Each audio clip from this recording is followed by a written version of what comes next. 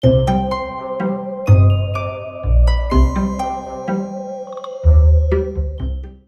guys, welcome back to another one of my videos. So it took me a little bit of time to decide what my next project was going to be. I obviously had so much fun making Tetsuo. If you haven't seen it, make sure to click the link above to check him out. He is definitely one of my favorite projects of all time.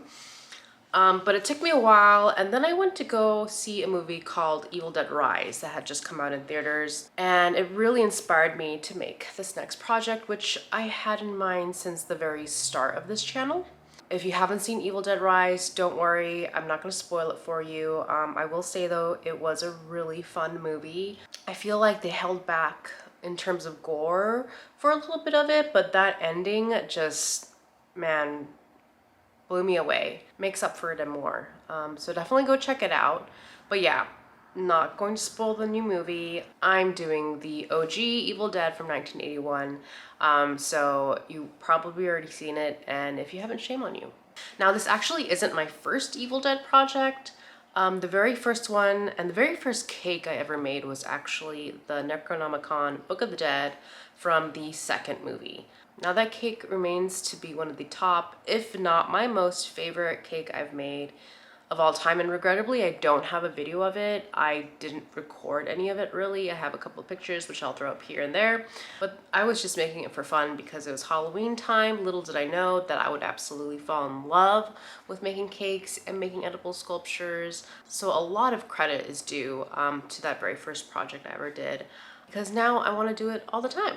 Anyways, you already know what the subject of this next edible sculpture is going to be because you clicked on the title, but it will be the Deadite in the Cellar, previously known as Cheryl. Very brief synopsis, but Ash, who was played by the amazing Bruce Campbell, goes up to a remote cabin with a couple of his friends to just have a little vacation when they discover the very first Book of the Dead. And they unfortunately read out of it, but that just releases all these demons to then possess the vacationers, and Ash must fight them off one by one. This was actually the third movie out of the franchise I saw. I saw Evil Dead 2 first, then Army of Darkness, and then the OG from 1981. So yeah, I saw it completely out of order. I will say, if anybody saw it in the same order as I did, they'll know that it's kind of jarring because 2 and 3 definitely had a lot of comic relief in it. They were both riots, and the original Evil Dead has a more serious tone. Not to say there won't be moments where you'll laugh, but it definitely focuses a lot more on like the scary, creepy aspect versus like the funny. Not to say I didn't love it. It's such a great movie. I mean, the movie was from 1981, and the makeup effects still hold up. I mean, you could see the paint, like the makeup paint on her face, and yet when you see it all together, it's such an unnerving demon monster to look at. Like, regardless of what Evil Dead movie you watch, the Deadites are always super creepy. And it's probably one of the reasons why I really love the movies. You'll see so many zombies and so many possessions, and they're just kind of like, oh, okay, it kind of reminds me of something from Buffy, which is no hate on Buffy, but the impact that the Deadites have on me just feels a lot stronger, which is why I definitely wanted to do a Deadite for one of my edible sculptures. And I picked Cheryl because she's probably the most iconic, I feel like, Deadite. One of the most.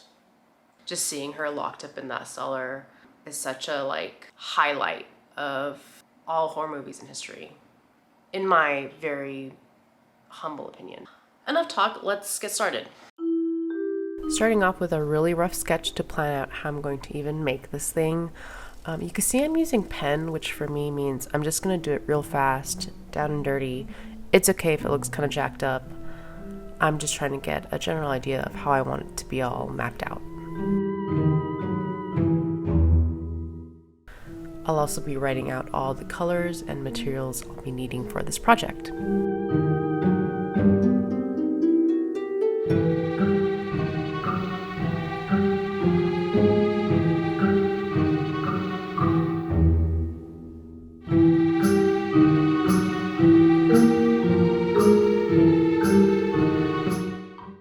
So I went ahead and pre-made all of my modeling chocolate just because it's kind of a boring process to go through over and over again.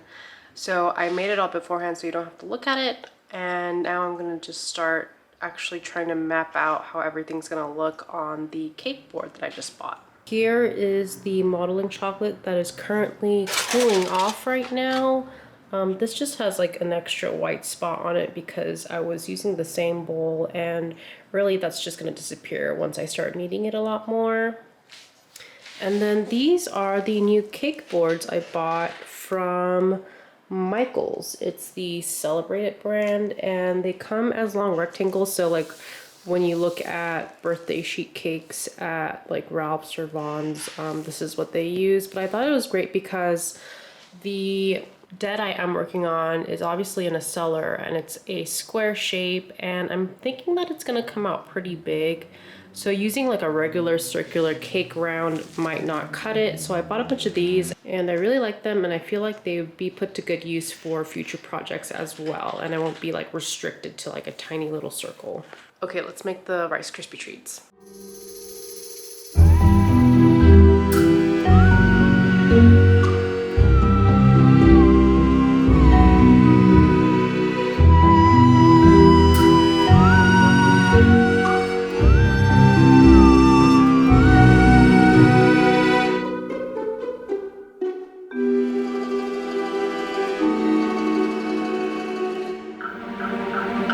I pretty much have my Rice Krispie treat memorized now.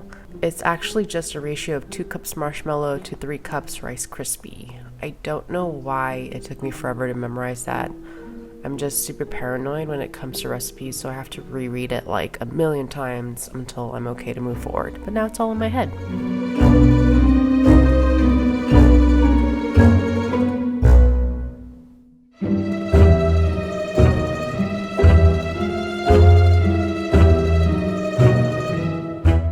The very first part of the base I made was the cellar opening. It looks like it's lifted off of the cake board, kind of like a little hedge of a Rice Krispie treat, but really it's just there to symbolize where the opening of the cellar begins.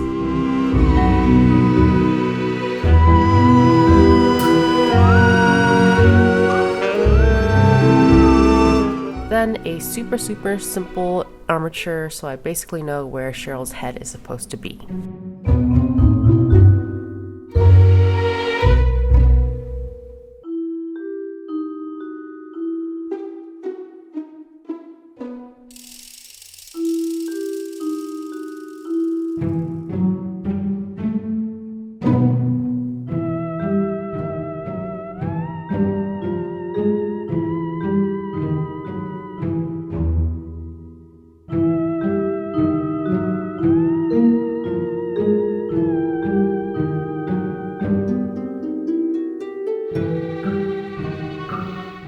I had this black fondant since forever. Fondant won't go bad for, I think, 2 years as long as it's stored correctly, so I was still safe. But it did kind of oxidize and harden a bit. I'm sure I could have microwaved it and it would have softened. It wasn't spoiled or anything, it just hardened. But I thought, screw it, let's just cut it off because I really hate looking at it. I've avoided fondant for the longest time now. It's just real finicky to work with, but I thought, hey, I need darkness, I need a void. What a perfect opportunity to use this material up.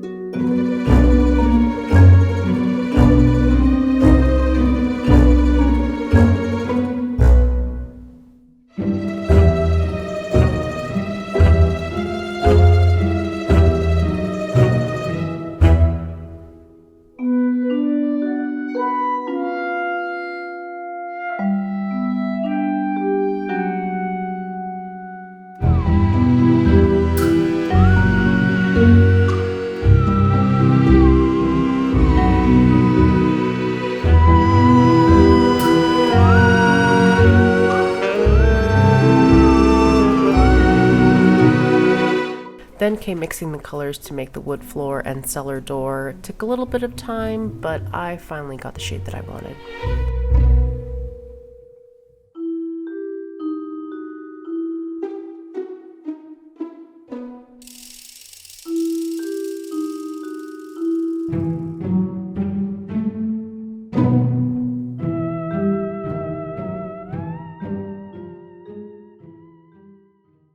These are the colors I ended up with. This is the majority of her skin. This is her clothing. It's like this sage green.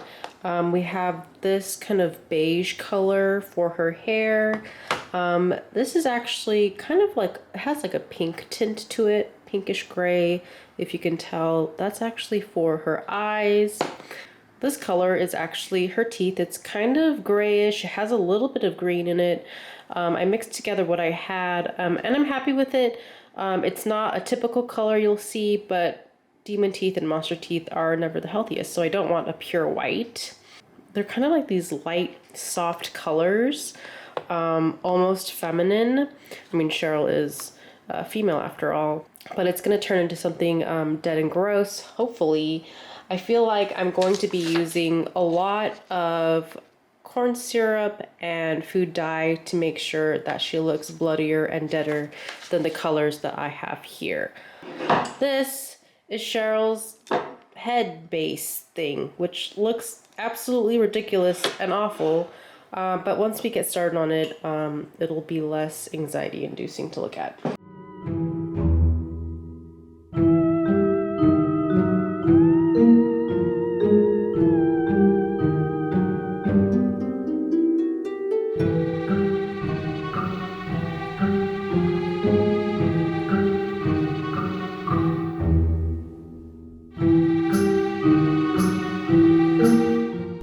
Laying down the very first coat of skin on Cheryl's head.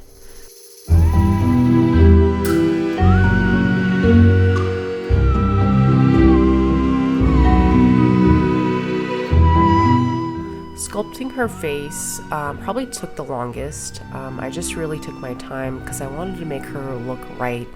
At times her cheekbones were a little too round. She looked a little too manly at other points, so I really made sure to go slow with this process. I won't say I'm great at making human faces, but I do find that it's a super fun step to do.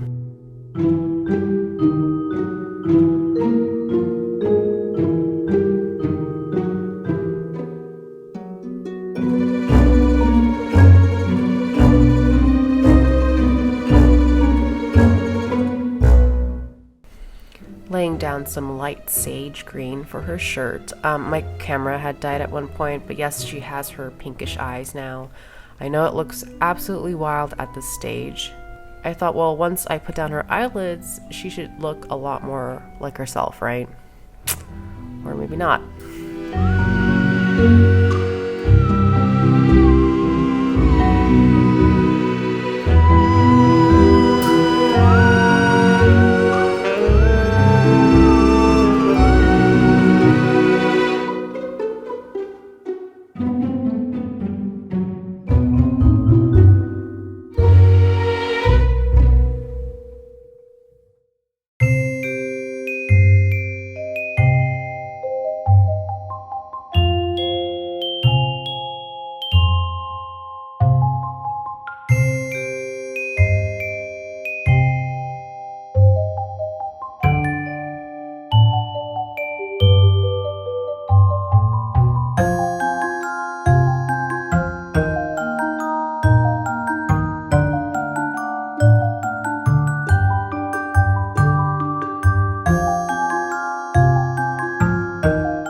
Next up was her mouth. Always a long process that simultaneously gives me joy and a headache. Whenever I work on teeth, I swear I feel like a real dentist. I think about all the cavities, root canals, and extractions I've had to get. Yes, I have really terrible teeth. And for some reason, this process really soothes me. I don't know what it is.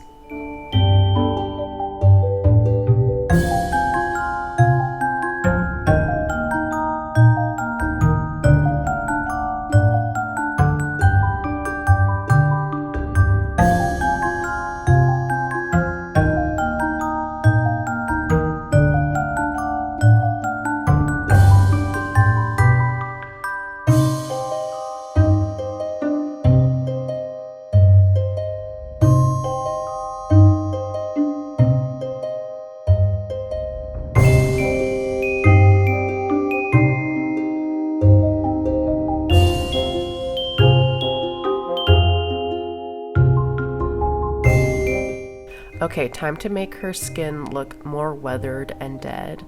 Little wrinkly details that will really make her come to life. Or death. At times she looks like she's kind of shedding around her wrinkles, and I wanted to make sure I got that effect in.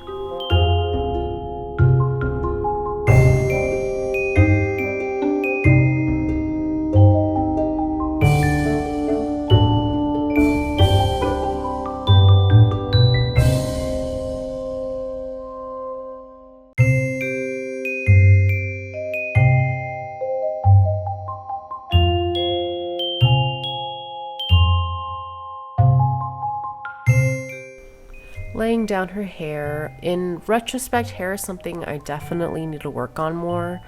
It's hard to do fluffy curls in modeling chocolate or clay. I mean, the lady had a freaking blowout before she came on vacation. So yeah, definitely something I need to keep working on.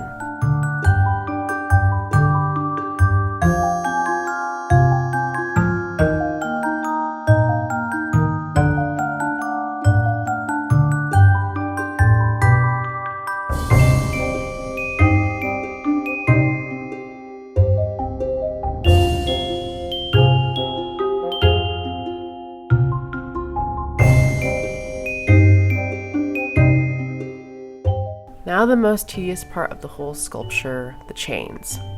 I'm rolling out a small stick of mauling chocolate, one at a time, working in batches so I don't go absolutely insane.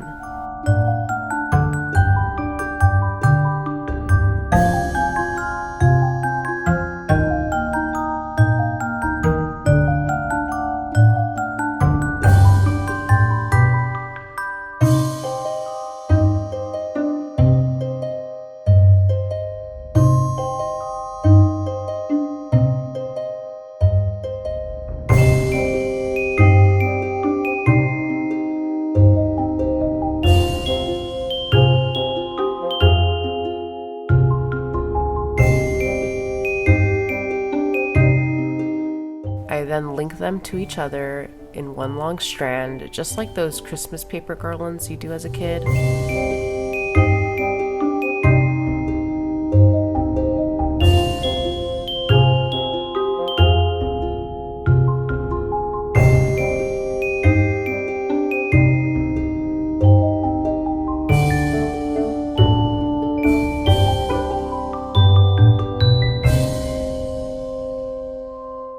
I made a lot. Actually, too much.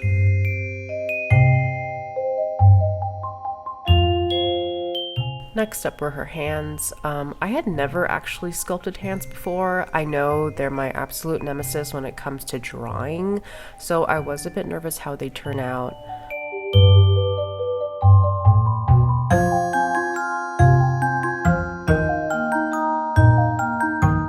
Unfortunately, my battery also died, so I had to skip forward a bit. A few moments later. But I thought they came out pretty decent.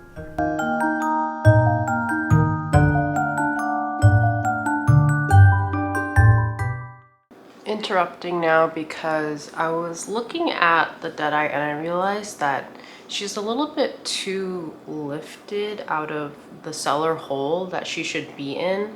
I kind of wanted to make her look lower, like when you look at movie screenshots of the scene, and I'll post pictures, she's always really low, like she's just peeking out. And I feel like when I look at her, she's like a little too far up.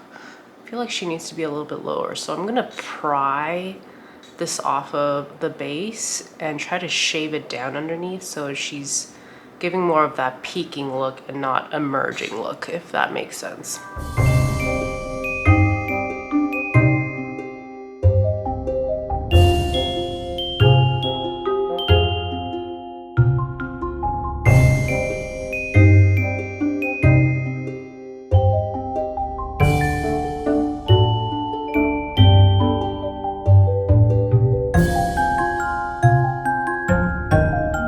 There's just this long, awkward silence when you have to shave down the base of your sculpture. Yes, I was stressed, it was very messy, but it actually worked. She's even giving a thumbs up.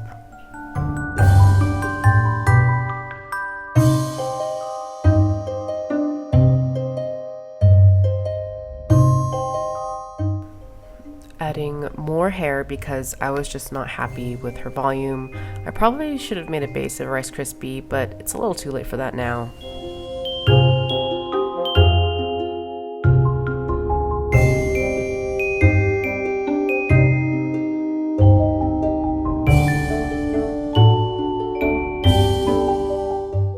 Now the cellar door. So here's a giant piece of that brown modeling chocolate I had mixed earlier. Reminds me of a certain South Park episode with Randy trying to make a world record. So I had to cover the entire Rice Krispie. I probably should have made the Rice Krispie treat a lot thicker. I don't know why, but I kept thinking it had to be as thin as possible, and this would not work for structural reasons later.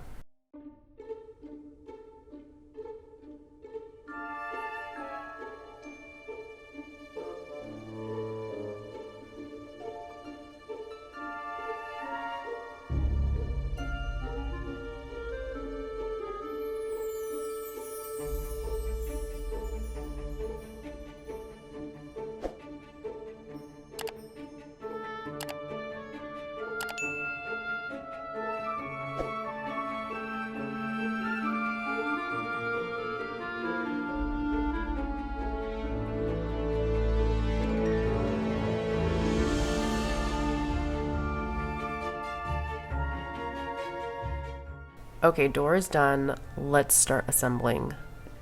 First, I began laying down the chain so it looked like she was grabbing onto it.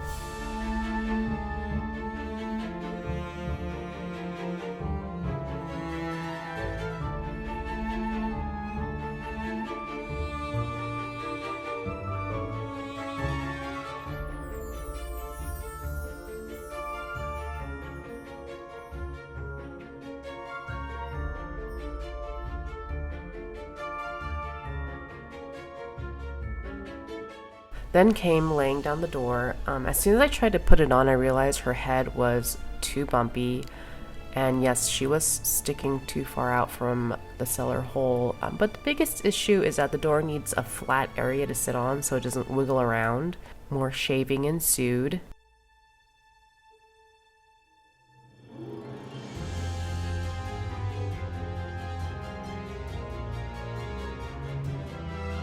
I thought I could use these wood skewers, but they were a giant pain, so I stuck to armature wire and it worked out much better, easier to force through the top of her head.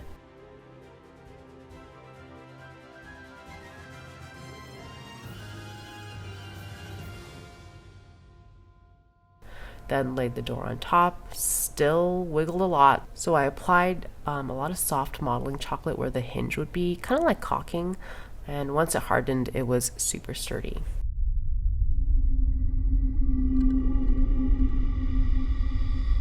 And finally, the part that made her look like her actual self, painting. You can see I put a cup next to her to help keep that door up. Once the material lowers from fridge temperature, it just wasn't strong enough to hold itself up. The biggest regret I probably had about this project. I just didn't think it through enough, but that's okay.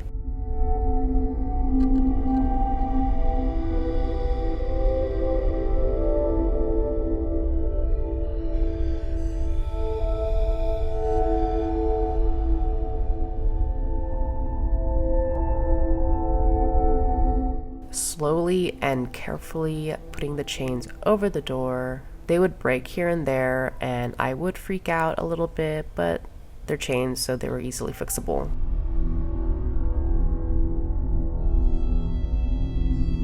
Yeah, I had a lot left over.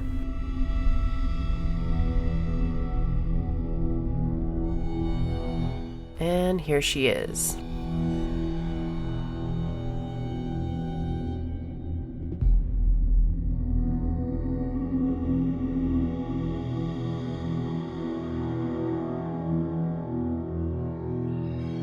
Well, that's it for me. Probably my quickest project I've done as of late, and I'm really happy how it turned out. I hope you guys also enjoyed it, and I will see you guys next time. Bye.